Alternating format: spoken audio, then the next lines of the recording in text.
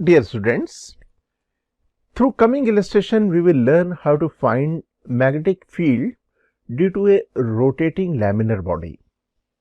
A non-conducting laminar body carrying some amount of charge is placed in xy plane of a coordinate system as shown in the figure. You can observe here in this diagram, this is the laminar body under consideration having some charge and it is placed in xy plane. The electrostatic potential at origin, at this position, okay, at origin O due to the charge of the body is found to be V naught. ये जो charge body है इसमें जितना भी charge है given नहीं है, लेकिन इतना जरूर मालूम है कि इस चार्ज बॉडी की वजह से ओरिजिन में पोटेंशियल की वैल्यू, टोटल पोटेंशियल की वैल्यू है V naught. Now it is further given. Now the body is made to rotate with the constant angular velocity omega about the z axis. Z axis के about अब हमने इस body को, laminar body को rotate करना शुरू किया. We need to calculate the magnetic field at the origin created by the rotating charges of the lamina.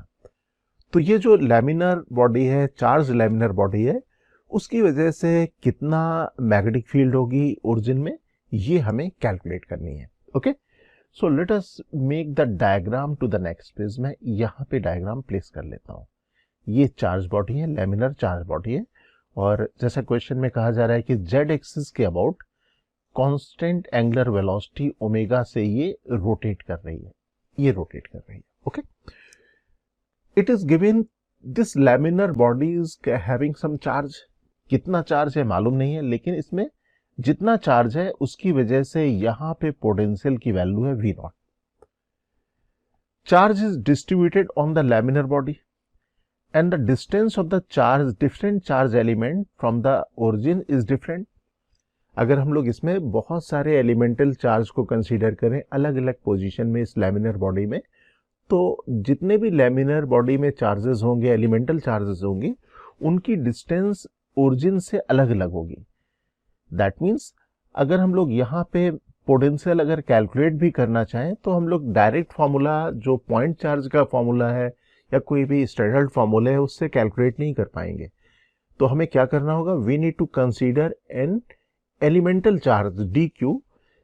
Suppose हम लोग इस बॉडी में कोई एलिमेंटल चार्ज dq कंसीडर करें at a distance small r from the origin. तो let us consider an elemental charge dq at a distance small r from the origin or axis of rotation. Axis of rotation is passing through the origin. तो मैंने यहाँ पे dq charge small r distance पे ले लिया. Okay. Now we can find the potential at origin because of this elemental charge. Elemental charge है dq. This charge can be treated as a point charge क्योंकि जो elemental charge है उसे point charge की तरह से treat कर सकते हैं. Now we have the formula for the calculation of the potential because of the point charge. This is equal to 1 upon 4 pi epsilon naught q divided by r. That means we can write dv. dv is the potential because of this elemental charge. dv is equal to 1 upon 4 pi epsilon naught dq divided by small r. ये हमारे पास हो जाएगा electrical potential at O because of this elemental charge. Okay. Now we can find the value of dq.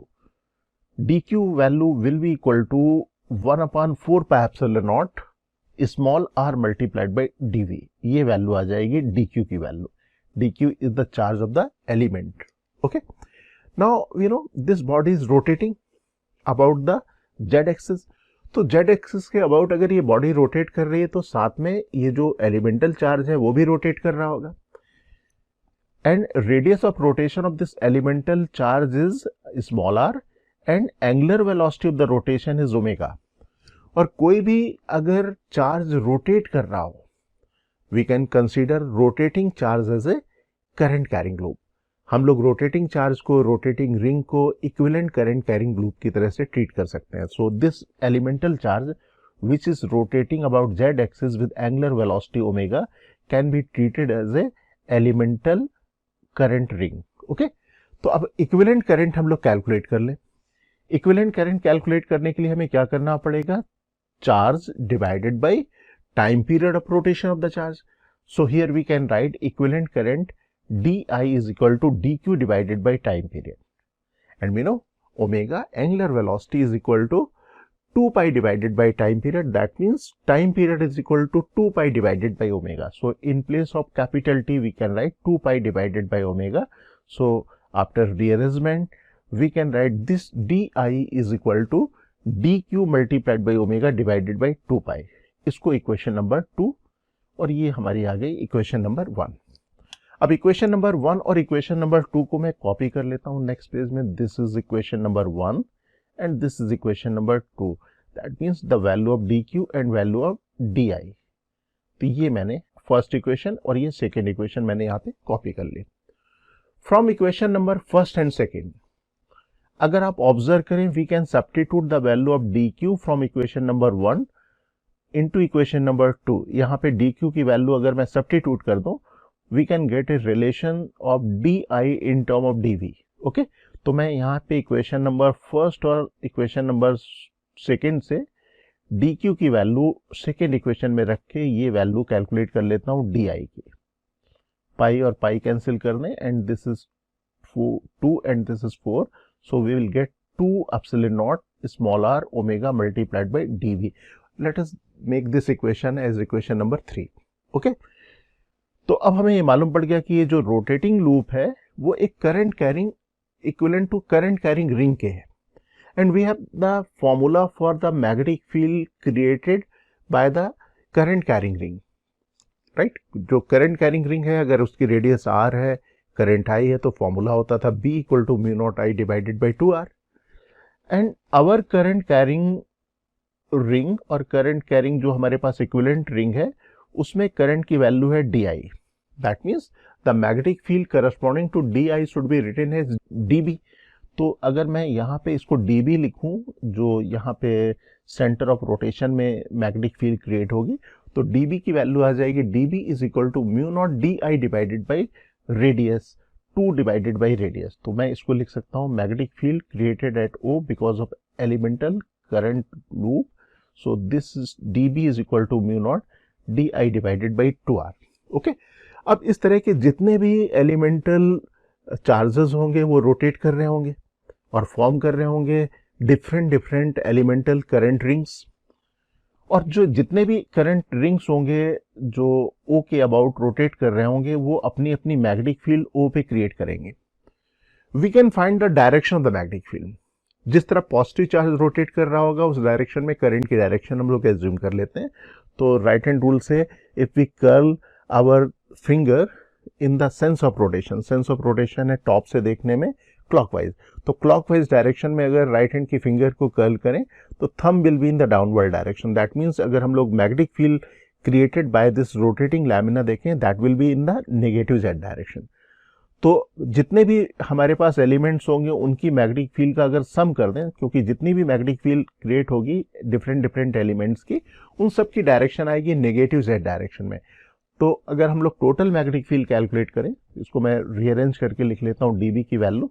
मैं DI की value मैंने यहाँ पे substitute कर ली, तो ये मेरे पास आ गई DB की value.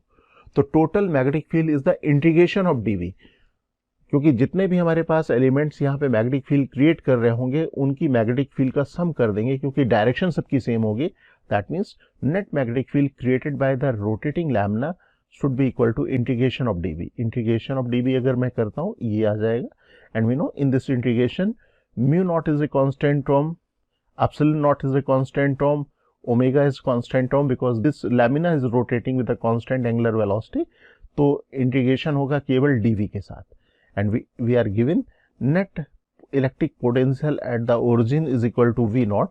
That means net magnetic field created because the rotating lamina is equal to mu naught epsilon naught omega multiplied by V naught. This is the net magnetic field created. Okay, dear aspirants, Cengage India has launched the new edition of our JEE Advanced Physics books. Please visit www.cengage.co.in to buy a copy. You can also buy the books from Amazon or Flipkart.